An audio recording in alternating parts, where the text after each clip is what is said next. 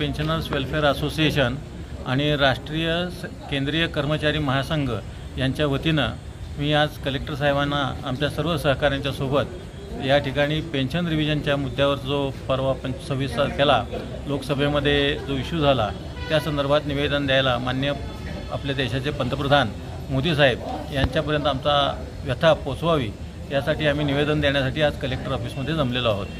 मुख्य मुद्दा असा आहे की 1982मध्ये नकारा वर्सेस गव्हर्नमेंट ऑफ इंडिया यांच्यामध्ये सुप्रीम कोर्टाने एक डिसिजन दिला होता की तारखेच्या आधारावर पेन्शनधारकांच्यामध्ये कोणताही फरक असू नये, म्हणजे पे कमिशन 6च्या आधीचा, पे कमिशन 6 लागू केल्यानंतरचा अशा पद्धतीनं त्यांनी एक निर्णय दिला होता।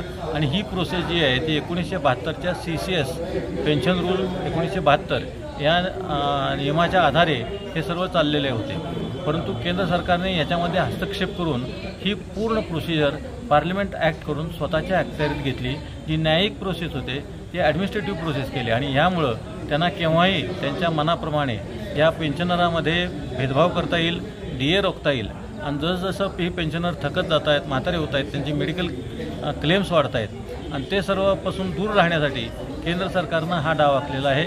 तसेच भारत सरकारचे जे पेन्शनधारक आहेत त्यांचा एक कन्सॉलिडेटेड फंड ऑफ इंडियामध्ये त्यांची एक रक्कम जमा असती, असा प्रचंड फंड त्यांना आता वापरायला मिळणार आहे की जो आत्ता न्यायिक व्यवस्थेमुळे त्यांना वापरायला मिळत नव्हता।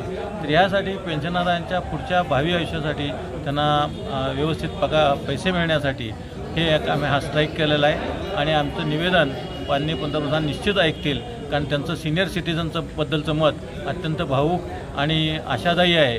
ही आशा आम्ही या ठिकाणी व्यक्त करतो आणि आमचं निवेदन आम्ही कलेक्टर साहेबांना दिले आणि त्यांनी त्याचा स्वीकारही केलेला आहे आणि कळवतो म्हणाले।